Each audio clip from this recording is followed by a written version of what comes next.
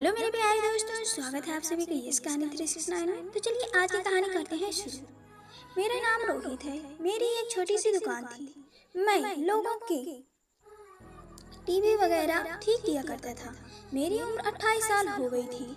अब तक मेरी शादी नहीं हुई थी और अब मैं शादी करना चाहता था। मेरे मम्मी पापा नहीं थे और मेरा सिर्फ इकलौता भाई था, इसलिए कोई शादी करवाने वाला भी नहीं था।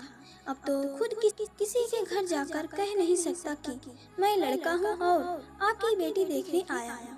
मेरे एक बहुत अच्छे बड़े मामा थे जो माँ की जगह थे। कहते थे कि 2 बार माँ माँ बोला जाता है तो मामा बनता है। बस यही बात है कि वो बहुत अच्छे थे। उन्होंने मेरे लिए एक लड़की तलाश कर रखी थी और जब मुझे उसके बारे में बता रहे थे तो बहुत ज़्यादा तारीफ कर रहे थे कि खूबसूरत है, पढ़ी लिखी है, इकलौती बेटी है, उम्र भी उसकी तुम्हारी जितनी है। मैंने कहा, अगर इतनी अच्छी लड़की है तो फिर 28 साल की हो गई है, अभी तक उसकी शादी क्यों नहीं हुई है? तो मामा ने कहा कि दरअसल उसे खुद कोई पसंद नहीं आता और उसके माँ बाप ने कहा है जब तक इसे कोई पसंद नहीं आएगा हम शादी नहीं करेंगे। तुम्हारी तस्वीर देखकर उसने तुम्हें पसंद कर लिया है। अच्छे लोग हैं, उनके भी ज़्यादा रिश्तेदार नहीं हैं। विवाह की रस्म हो जाएगी, दहेज देने वाला भी कोई नहीं है और हमारी तरफ से भी कोई मांग नहीं है, तो जल्दी जल्दी शादी हो जाएगी। तुम्हारी पत्नी तुम्हारे पास आ जाएगी। ना कोई मंगनी की टेंशन, ना कोई विदाई लेने का मामला है।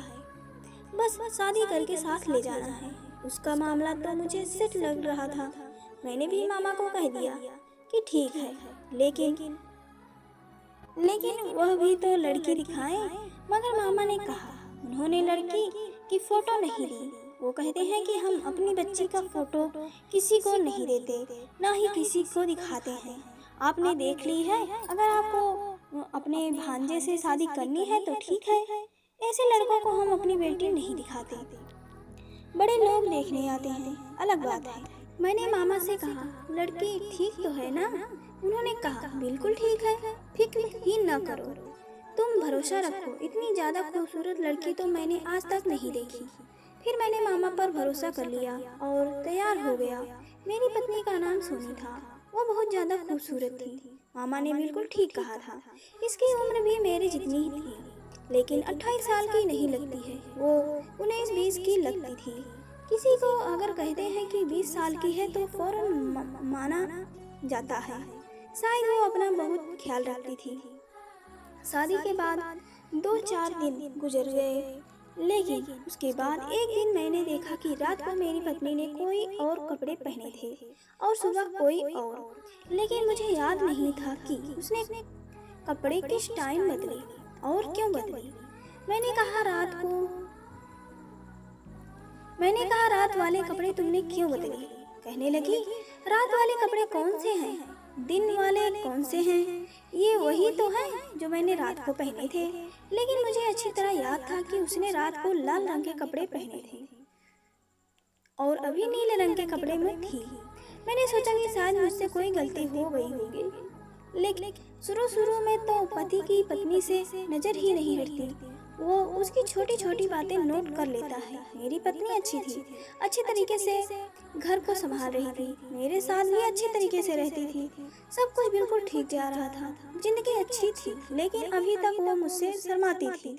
एक दिन मैंने उससे कहा, देखा, मैं तुम्हारे लिए फ्रूट ले आया हूँ, आ जाओ बैठो, फ्रूट खाते हैं। उसने कहा कि मैं धो कर लाती हूँ। वो फ्रूट के लिए मेरे पास बैठ गई और मैंने अच्छी सी फिल्म लगा दी। वो फल को छीलकर मेरी तरफ रख रही थी और मैं फिल्म देखने में लगा था। एक हाथ से फल उठाकर खा लेता, लेकिन थोड़ी देर बाद मैंने एक नज़र देखा तो हैरान रह गया कि वो मेरी तरफ छिलके रख रही थी और फ्रूट को कूड़ेदान में फेंक रही थी। उसका मुंह भी टीवी की तरफ था। मैंने कहा कि ये क्या कर रही हो? उसने जब देखा तो हैरान रह गई, कहने लगी, ओ मुझे पता ही नहीं चला कि ये कब से कर रही हूँ। फल आपकी तरफ रखना था चाहिए था तो कूड़े में फेंक रही हूँ और छिलके कूड़े में फेंकना चाहिए तो वो आपकी तरफ रखने लगी। वो इस बात पर हंसने लगी, मैं भी हंस दिया। क्योंकि कभी कभी ऐसा हो जाता है, इंसान का दिमाग भटक जाता है। लेकिन उसके बाद उसने मुझसे कहा, सॉरी, माफ़ कर दीजिए। मैंने कहा, कोई बात नहीं, हो जाता है। कभी कभी हम लोग रात को बैठकर फिल्म देखते हैं, हमारे दिन अच्छे से गुजर रहे थे, लेकिन अगली रात जाने क्या क्या हुआ, मुझे इतना ज़्यादा गहरी नींद आ गई और सुबह आँख खुली तो पत्नी को फिर से कपड़े बदलते हुए देखा था। मैंने अपनी पत्नी से कहा, तुम इतने कपड़े क्यों बदलती हो? तुम्हारे कपड़े रात को और होते हैं पर दिन में कोई और होते हैं, जबकि तुम्हारे कपड़े तो गंदे भी नहीं होते हैं। उसने कहा, रात वाले कपड़े ही हैं, आपको पता ही नहीं क्यों शक होता रहता है। मैंने रात को यही कपड़े पहने थे, लेकिन मुझे अच्छी तरह याद था कि उसने रात को कोई और कपड़े पहने हुए थे, लेकिन उसने कपड़े कब बदले, क्यों बदले, ये तो मुझे याद ही नहीं था। मुझे यह भी नहीं याद था कि मैं किस टाइम सोया, मैंने उससे क्या बात की थी। मुझे तो ये भी याद नहीं था कि मैं कमरे में किस वक्त आया था, कब बेड से लेट गया, और दिन इसी तरह गुजरने लगा।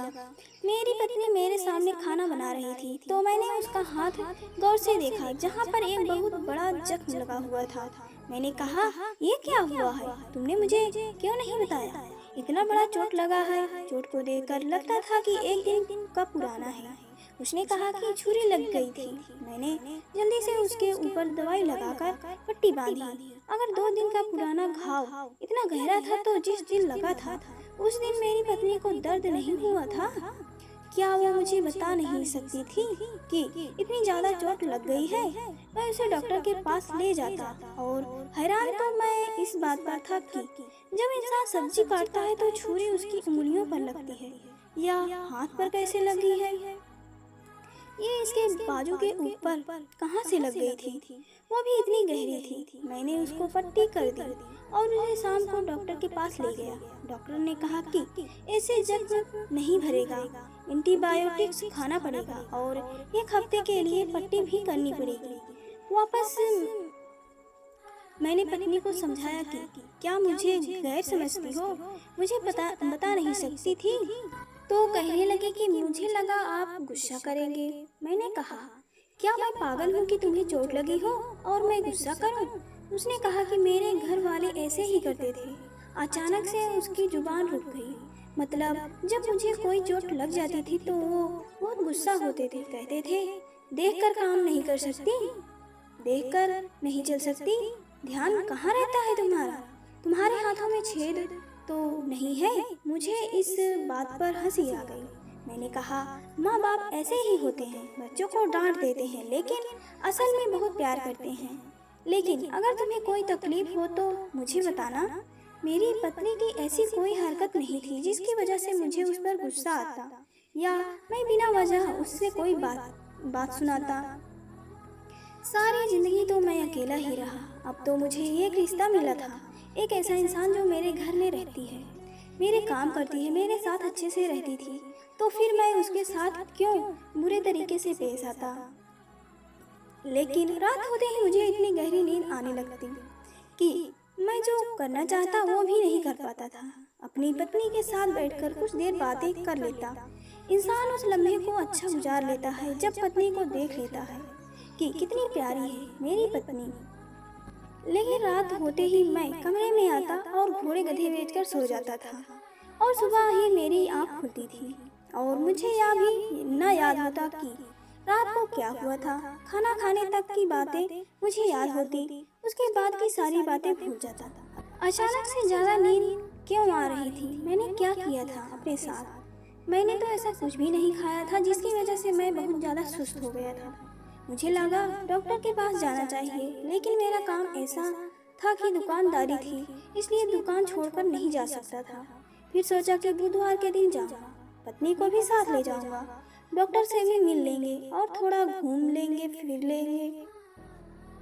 पत्नी को यह भी बताया था। फिर हम दोनों बाजार चले गए, लेकिन उसने मुझे यह कहकर उलझाया, पहले मुझे कपड़े की दुकान पर चलते हैं, फिर कहती कि फिल्म देखते हैं, फिर कहती कि मुझे कुछ खाना है। इतने में डॉक्टर्स का टाइम गुजर गया। मैंने कहा, चलो कोई बात नहीं है, अगले हफ्ते चले जाएंगे, वैसे भी मुझे कोई इतना बड़ा प्रॉब्लम नहीं है।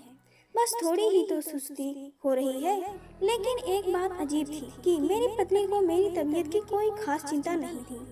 उसने कहा कि छुट्टी का दिन है, पूरे हफ्ते काम करते हैं, आज आपको सिर्फ मेरे साथ दिन गुजारना है। उसने अपनी सारी ख्वाहिश पूरी करवा ली। काफी सारे पैसे भी खर्च हो गए। फिर मैंने उसे कहा कि इंसान कमाता किस लिए है? पत्नी बच्चों के लिए ही कमाता है, और बच्चे होने का अभी कोई कारण नजर नहीं आ रहा था। 2 महीने होने वाले थे, लेकिन पति ने अभी तक कोई खुशखबरी नहीं सुनाई थी। बस जल्दी से एक छोटा सा प्यारा सा बच्चा आ जाता तो मेरी फैमिली पूरी हो जाती, लेकिन ऐसा नहीं हुआ। बस इसी तरह दिन गुजर रहे थे। पत्नी को कपड़े बदलने की बड़ी आदत थी, लेकिन एक बात बहुत हैरान करने वाली थी कि वो जब भी बाजार जाती तो ढेर सारे कपड़े लेती। जो कपड़ा वो एक बार पहन लेती वो दोबारा नहीं पहनती थी। अपने घर से भी काफी सारे कपड़े लेकर आई। मैंने भी उसके लिए काफी सारे कपड़े लिए थे। जो भी मुझे पसंद आया मैंने उठा लिया। सोचा कि और तो कोई खर्चा करने वाला नहीं, पत्नी की चीजें तो अच्छे तरीके से ले लें ताकि वो खुश हो जाए।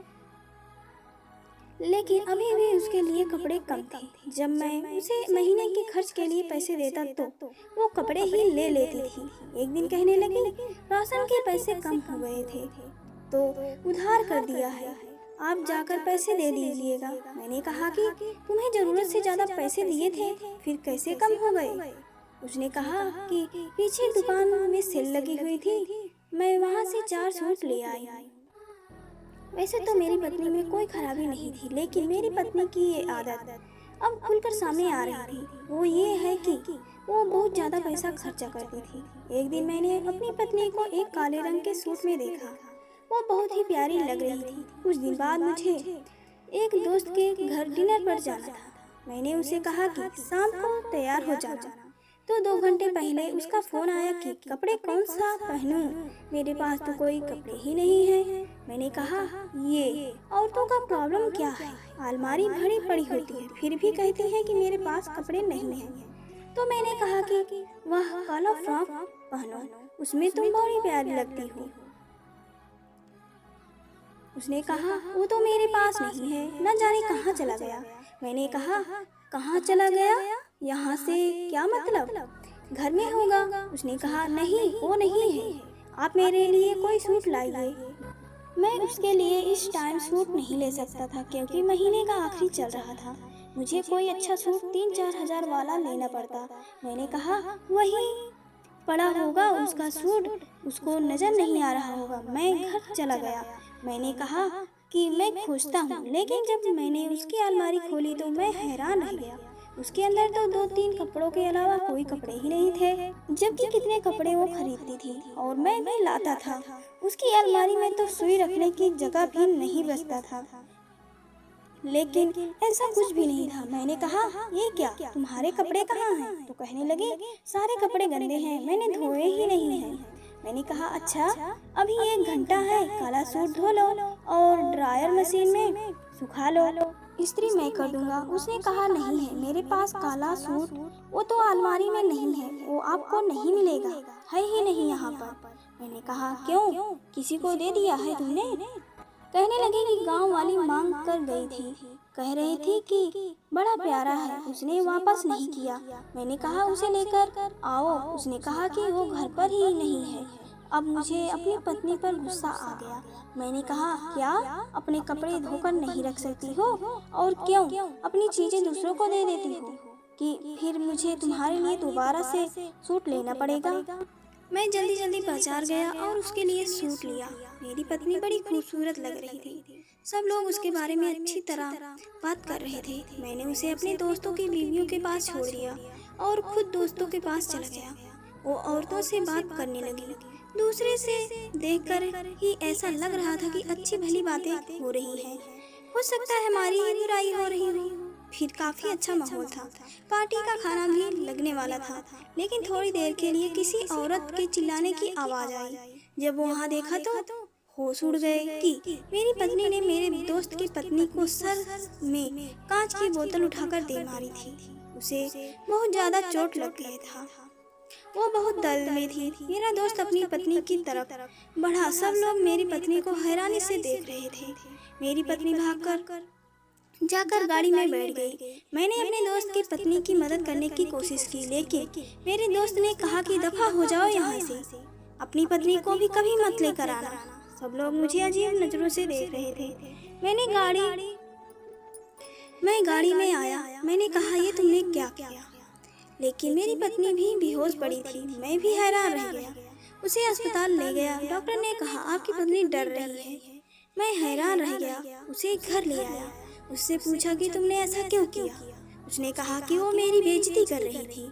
उस पर मुझे गुस्सा आ गया। मैंने कहा, तुम्हें गुस्सा आता है तो तुम लोगों के साथ ऐसा ही करती हो। तुम्हें ऐसी हरकत नहीं करनी चाहिए थी। तुम्हें पता है इस वजह से मेरी कितनी बदनामी होगी, बेइज्जती होगी। मेरी पत्नी रो रो कर मुझसे माफी मांगने लगी। फिर उसकी तबीयत अचानक खराब होने लगी। मैंने कहा, ठीक है, मेरी पत्नी की हरकतें बिल्कुल ठीक नहीं थी। मुझे पता लगाना था कि वो क्या करती क्या है। वो इतने सारे सूट खरीदती है, लेकिन उसके सूट घर में नहीं थे।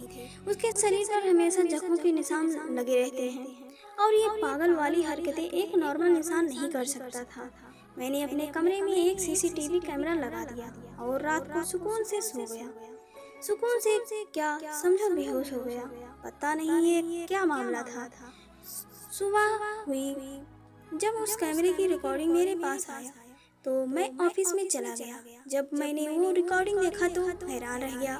मैंने देखा मेरी पत्नी मेरे साथ सोने का नाटक करके आधे घंटे बाद उठ गई। फिर उसने मुझे चेक किया। वाह, मुझे ऐसे हिला रही थी जैसे मुझे जगा रही हो। फिर भी मैं जाग नहीं रहा था। इसका मतलब मैं सोया हुआ नहीं था, मैं बेहोश था। वो मुझे बेहोश करती थी। शायद वही खाने में कुछ चीजें मिलाया करती थी, क्योंकि उसके आने से पहले तो ऐसा कुछ भी नहीं था। इसके बाद उसने जो कपड़े पहने हुए थे वो बदल दिए। जो कपड़े पहने थे उनको कैंची के साथ काटने लगी। उनको काट काट कर उनका इतना बुरा हाल कर दिया कि दोबारा कोई सही करके उनको नहीं पहन सकता। फिर उसने उनको एक थैला में डाल दिया। उसने आने से पहले तो कुछ भी नहीं था। इसके बाद उसने जो कपड़े पहने हुए थे फिर उसने उनको एक थैले में डाल दिया। उसने अलमारी का एक हिस्सा खोला जिसके अंदर उसने थैलों को रख दिया। वीडियो में नजर आ रहा था कि अलमारी के एक हिस्से में एक जैसे 1000 कपड़े के थैले पड़े थे। इसका मतलब इसने अपने सारे सूट इसी तरह फाड़ कर काट कर इन थैलों में डालकर वहाँ फेंक दिया करती। मेरी पत्नी अजीब सी हरकतें कर रही थी। कभी इधर उधर जाती, कभी आईने में खुद को देखती, कभी हंसती और फिर आकर सो गई। ये नज़ारा देखकर तो मेरे रूह कांपने लगी। मैं बहुत ज़्यादा परेशान हो गया था, लेकिन मैं समझ गया था कि मेरी पत्नी नॉर्मल नहीं है। तभी तो अभी तक उसकी शादी नहीं हुई थी। जो जख्म मैंने उसके जिस्म पर देखा वो अपने आप को खुद लगाती थी। वो अपने कपड़े कैंची से काट देती, फिर उनके थैले में डालकर रख देती। मुझे लगता है कि कोई दिमागी बीमारी थी। मैं सीधा सुबह सुबह उसके घर वालों के पास गया। उनको थोड़ी बहुत वीडियो भी दिखाई, सब कुछ बता दिया। उन्होंने कहा, हमारी बेटी को दिमागी बीमारी, तभी तो इसकी शादी नहीं करती थी। तुम तो अकेले इंसान हो, तुम्हारे पास कोई नहीं था, इसलिए तुम्हारे रिश्ते के लिए हमने हाँ कर दी और इसको तुम्हारे साथ भेज दिया। नहीं तो सास ननद मामला होता तो फिर पहले दिन ही पता चल जाता, लेकिन तुम अकेले होते थे इसीलिए शायद तुम्हें पता नहीं चला। मैं हैरान हो गया। मैंने कहा कि मेरी जिंदगी को बर्बाद कर लिया, अब मैं क्या करूँगा? उन्होंने कहा, हमने उसका बहुत इलाज करवाया लेकिन यह ठीक नहीं होती है। डॉक्टर कहते हैं इसे पागल खाने में भिजवा दो। मैंने कहा, आपको यही करना चाहिए था, मेरी जिंदगी तो बर्बाद न होती। कैसी औरत जो मुझे बेहोश कर रही है, कल तो मुझे जहर भी दे सकती है। मैं अपनी पत्नी को उसके घर वालों के पास छोड़ा है। मैंने कहा, इसका इलाज करवाइए, अगर ये ठीक होगी तो दोबारा अपना लूँगा, नहीं तो मुझे इसे छोड़ना पड़ेगा। वो लोग मजबूर थे, इन्होंने मुझे भी मजबूर बना डाला। इनके पास कोई चारा नहीं था, मेरे पास भी कोई चारा नहीं था। वो इसका इलाज करवा रहे थे, लेकिन पता नहीं असर हो रहा है या नहीं। मुझसे झूठ बोला गया। मेरी पत्नी की सच्चाई मुझे नहीं बताई गई। अगर वो मुझे बता देते तो आज ये सब कुछ ना होता। अब है तो मेरी पत्नी, अगर ठीक हो गई तो दोबारा से अपना लूँगा, नहीं तो उसको मुझे छोड़ना पड़ेगा।